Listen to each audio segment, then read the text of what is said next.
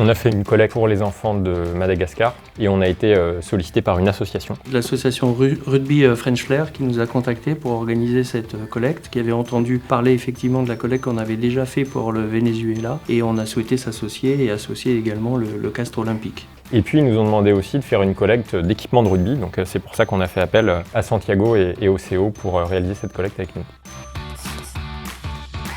On a fait une collecte, même avec les jeunes, le centre de formation et les joueurs professionnels. Il y avait beaucoup de valeurs qui en fait, on a rencontré, comme la solidarité, le respect, l'engagement, le travail. Et franchement, c'était une initiative qui nous a donné beaucoup de courage. Ce que j'ai trouvé très chouette, c'est que c'était pas seulement des collaborateurs, nos collègues chez Pierre Fabre, qui se sont engagés là-dedans. C'est aussi grâce à l'initiative qu'a fait le CO de sensibiliser et de faire participer les plus jeunes dans les écoles de rugby pour ces dons pour les enfants de Madagascar et de les sensibiliser à la situation et à la précarité qu'il y a dans ce pays.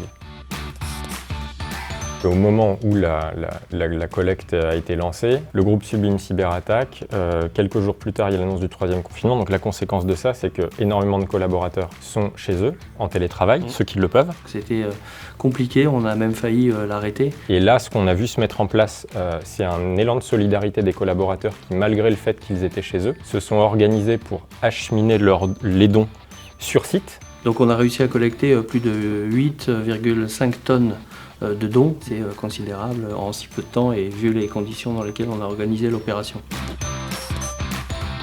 La fin du projet, ça a été super.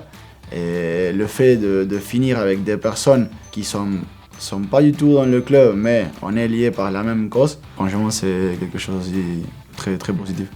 Puis avec Santiago, on en parle aussi de temps en temps, c'est de mener une opération vers Noël, que Santiago soit présent avec eux et à leur côté pour le conditionnement avec d'autres joueurs du CO. On garde cette opération un peu surprise et on en parlera d'ici la fin de l'année.